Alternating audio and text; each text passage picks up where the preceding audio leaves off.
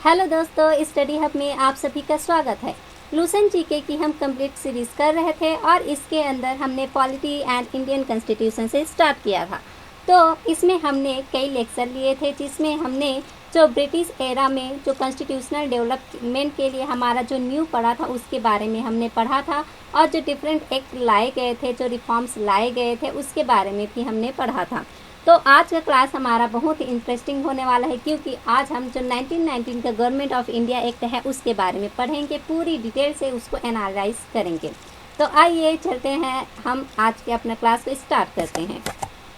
तो आज का हमारा क्या टॉपिक है? आज का टॉपिक है गवर्नमेंट ऑफ इंडिया एक्ट 1919। और ये जो गवर्नमेंट ऑफ इंडिया एक्ट है 1919, इसी को ही क्या कहा जाता है? इसको कहा जाता है मॉन्टेक्यू चेम्सफोर्ड रिफॉर्म।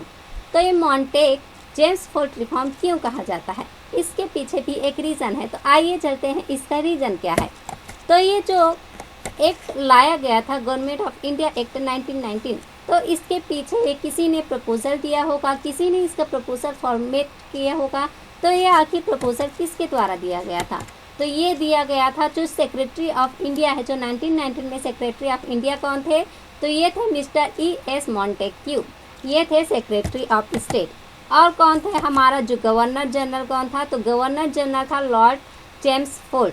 तो ये लॉर्ड जो मॉन्टेक्यू है और ये लॉर्ड चेम्सफोर्ड है, इन दोनों ने मिलकर जो ये फॉर्मुलेट किया एक प्रपोजल, जिसे के तहत जो गवर्नमेंट ऑफ इंडिया एक्ट आया 1919 का। इसीलिए इसे क्या कहा जाता है? मॉन्टेक्यू चेम्सफोर्ड रिफॉर्म भी कहा जाता है। और ये जो एक्ट आया 1919 का, आखिर इस टाइम में कुछ हुआ था, तो इसके बैकग्राउंड में क्या हुआ था आइए जानते हैं। तो इस टाइम क्या हुआ था? जो वर्ल्ड वॉर 1 हुआ था 1914 से 1918 के बीच में। तो ये 1914 से 1918 के बीच में जब वर्ल्ड वॉर हुआ था, तो इसमें ब्रिटिश ने भी पार्टिसिपेट किया था।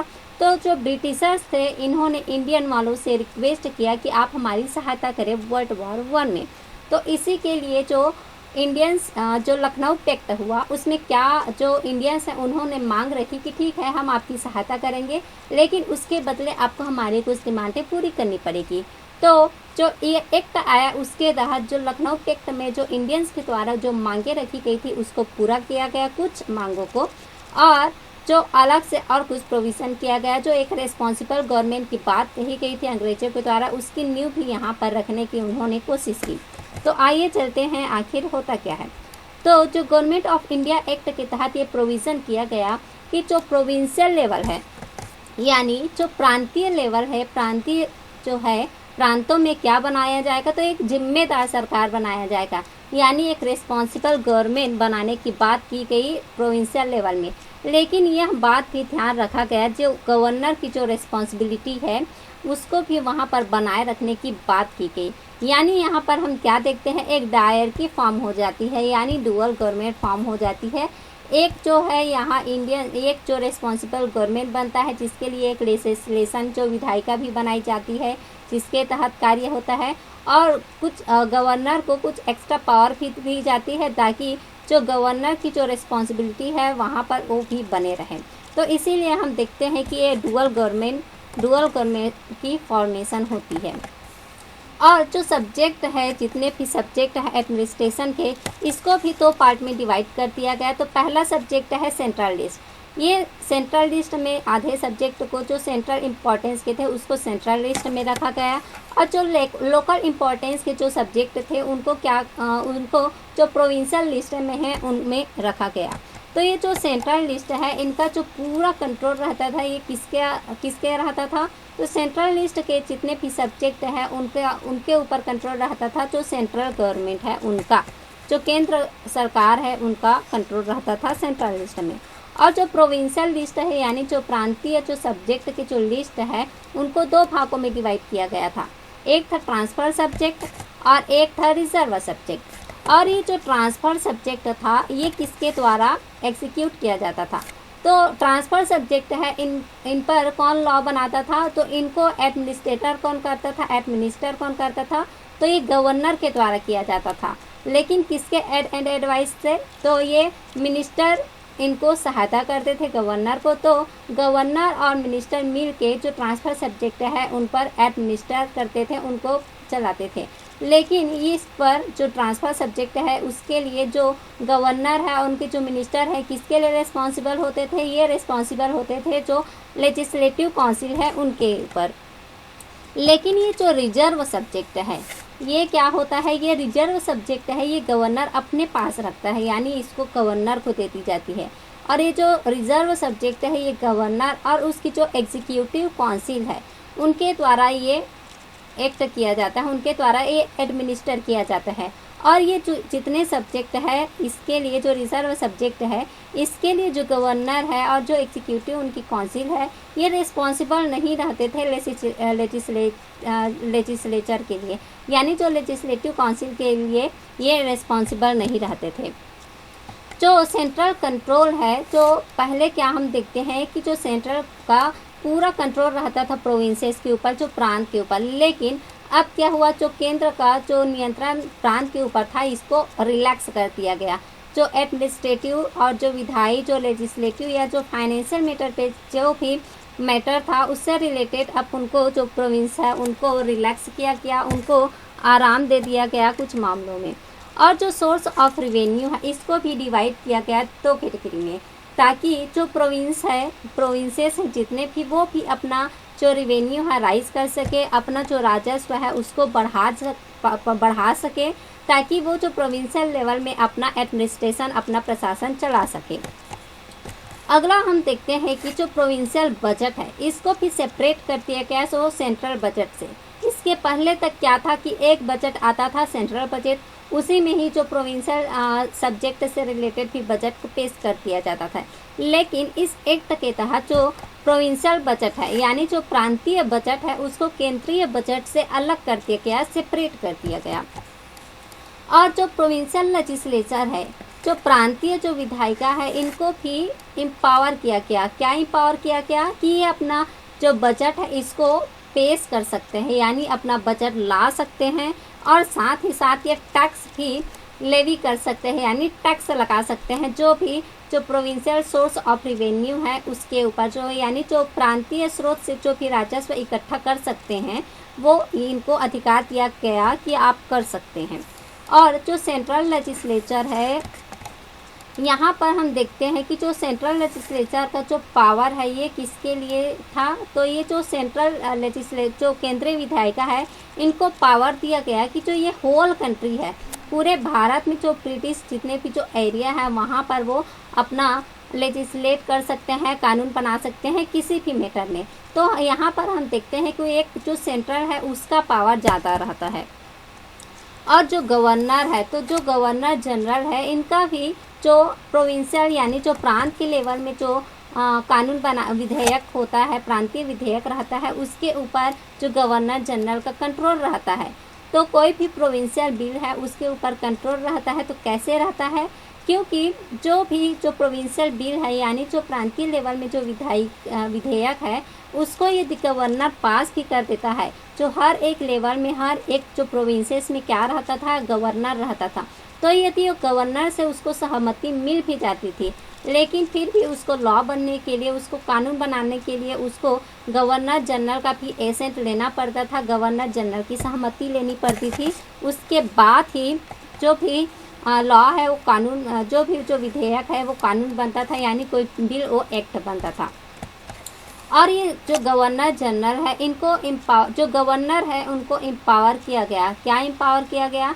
कि वो रिजर्व जो बिल को रिजर्व कर सकते हैं गवर्नर जनरल के लिए।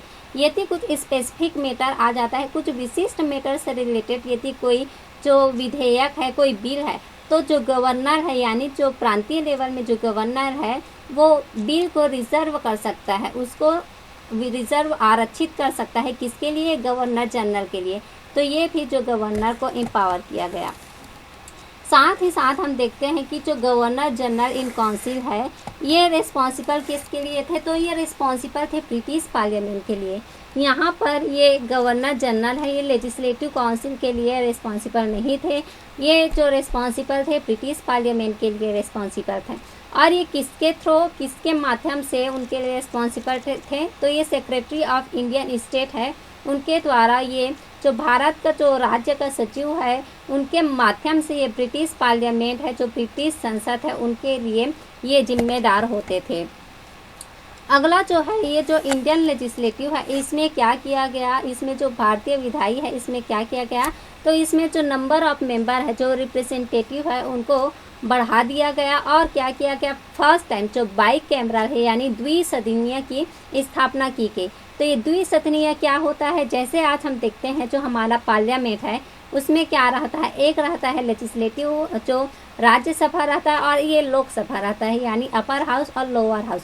तो ऐसी जो पैटर्न ये कब स्टार्ट हुआ, तो ये फर्स्ट टाइम स्टार्ट हुआ ये 1919 के एक्ट से जो बाइकैमरल है ये स्टार्ट हुआ। तो हमारा जो ये देखिए ये हमारा जो संसद है, हमारा पार्लियामेंट है।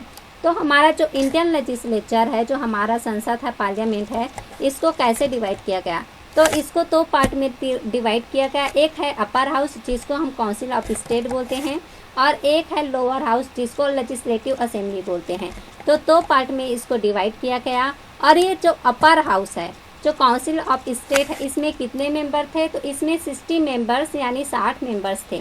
और ये 60 मेंबर्स में से इलेक्टेड कितने होते थे, तो इलेक्टेड होते थे 34 और बाकी मेंबर नॉमिनेटेड होते थे गवर्नर जनरल के थ्रू। जो अगला है लोअर हाउस, ये लोअर हाउस या फिर जो लेजिस्लेटिव असेंबली है, यहाँ पर कितने मेंबर होते थे, तो यहाँ पर 144 मेंबर होते थे। और इसमें से इलेक्टेड कितने होते थे, तो 104 वाने 104 जो है इलेक्टेड होते थे। जो हमारा जो यहाँ पर इलेक्टेड मेंबर है, तो जो इलेक्टोरल को ये बेस क्या था, तो इलेक्टोरल जो चुनाव का ये बेस था ये कम्युनल बेस था। कम्युनल यानी जो सांप्रदायिक के आधार पर, और क्या था एक सेक्शनल यानी अनुभागीय आधार पर, जो बेस के आधार पर जो इलेक्टोरल है उसको अरेंज किया गया।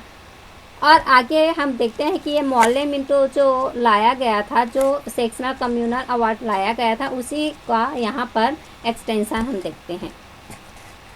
जो गवर्नर जनरल है इनको ओवर राइडिंग की पावर दे दिया गया जो सेंट्रल लेजिस्लेशन के लिए, यानी जो भी जो मेन पावर है, जो ओवर राइडिंग का जो कोई भी यदि सेंट्रल लेजिस्लेशन के द्वारा कोई लॉ बनाया जाता है तो उसको ओवर राइड कर सकता है गवर्नर जनरल। ये पावर गवर्नर जनरल को दी गई। और यदि कहीं पर इमरजेंसी यदि सिचुएशन आ जाता है, कोई केस ऑफ इमरजेंसी आ जाता है, तो यहाँ पर जो गवर्नर जनरल है इनको अधिकार दिया गया कि ऑर्डिनेंस यानी अध्यादेश ला सकते हैं। तो ऑर्डिनेंस का पावर भी दे दिया गया। और साथ ही साथ कुछ ऐसे भी बिल हैं जिसको इंट्रोड्यूस करने के लिए पहले गवर्नर जनरल की अनुमति लेनी पड़ती थी। तो ऐसे भी जो बिल है यहाँ पर कुछ सर्टेन मैटर्स थे जिसके लिए प्रायर सैंक्शन लेना पड़ता था जो गवर्नर जनरल का। और जो ये कुछ बिल ऐसे भी हैं जिसको लेजिस्लेचर के द्वारा यानी जो विधायक है विधायिका है उनके द्वारा यदि रिफ्यूज़ कर दिया जाता है, मना कर दिया जाता है, तो भी जो गवर्नर जनरल है उनको ये पावर था कि जो ग्रांट है यानी जो अनुदान दिया जाता है, और यदि कोई प्रमाणिक जो कोई भी बिल है उसको जो गवर्नर जनरल को ये अधिकार दिया गया था कि वो उसको सर्टिफाई कर सकता है। कब कर सकता है, सर्टिफाई कर सकता है। और यहाँ पर हम देखते हैं कि जो लेजिस्लेचर है यानी विधायिका है उसके मना करने के बावजूद जो गवर्नर जनरल को अधिकार दिया कि वो जो मना करने के बावजूद जो बिल है उसको उस पर बातचीत करने की उसको अनुमति थी, उसको सर्टिफाई कर सकता था, प्रमाणित कर सकता था। अगला हम देखते हैं कि जो गवर्नर जनरल है इनको वीटो पावर भी दिया गया। वीटो पावर यानी कोई भी यदि लॉ बनाया जाता है लेजिस्लेचर के द्वारा, तो पहले ये जब गवर्नर जनरल के पास जाएगा एसेंट होने के लिए तो वो अपने पास इसको रख सकता है। तो ऐसा वीटो पावर गवर्नर जनरल को दिया गया। साथ ही साथ रिजर्व करने के लिए जो बिल है उसको रिजर्व भी कर सकता है। जो क्राउन है उनको उनकी कंसिडरेशन के लिए यानी जो ब्रिटेन में जो ये मेन सत्ता है उनके कंसिडरेशन के लिए जो बिल है विधेयक है उसको रिजर्व कर सकता है गवर्नर जनरल। जो इंडियन लेजिस्लेचर के द्वारा जो भी लॉ बनाया जाता था तो इसका जो मेन पावर किसके हाथों में था, तो गवर्नर जनरल के हाथों में था। तो आज हमने देखा कि मॉन्टेग जेम्स फोर्ड रिफॉर्म के बारे में हमने पूरी डिटेल से पढ़ा और आशा करती हूँ कि आपको ये पूरी अच्छी तरीके से समझ में आया होगा। तो एजुकेशन इज़ कि education is the key to success, यानी आप धीरे धीरे मेरे साथ ऐसे ही बने रहिए, आपका सक्सेस निश्चित किसी न किसी दिन ज़रूर होगा। तो मेरा वीडियो देखने के लिए थैंक्स सो मच। और यदि आपको मेरा वीडियो पसंद आया तो प्लीज़ इसे लाइक करें, कमेंट करें, सब्सक्राइब करें और शेयर करना ना भूलें।